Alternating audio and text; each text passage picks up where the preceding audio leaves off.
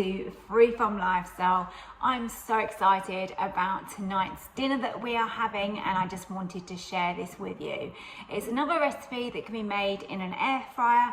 I'm going to use my Ninja 15-in-1, which, as you probably know by now, I absolutely love the versatility of this machine, and it air fries so well.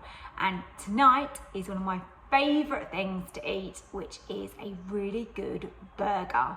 So we're going to make homemade burgers, and we're going to add some cheese in the middle so they melt in the middle, and wow, they are gorgeous. So let me show you how to make it. I've got enough beef mince in this bowl for 3 of us this evening, and we're going to make some generous sized burgers. So let's get some seasoning in here, make this taste good. So we'll start off with some black pepper, and I like quite a bit, like that.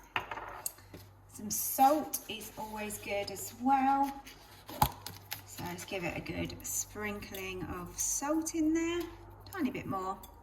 And then my flavours of choice are some paprika, and this just really adds a lovely smoky depth to the burgers. Oh, there you go, it's coming out better now. And also a little bit of sweetness I find with paprika. And then my herb of choice is oregano. I've only got a tiny bit left, so we're just going to pop in what I've got there. And lastly, some garlic powder. It's going to give a nice little garlicky hum to those.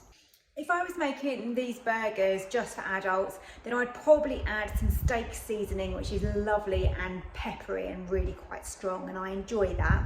And also maybe a little bit of onion or shallot would go well in these.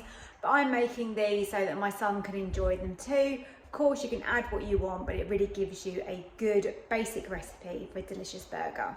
So as you can see, really simple, just literally got to mix this together, and then we're going to mould them into some burgers. Easiest way to do this is to get your hands in and get stuck in.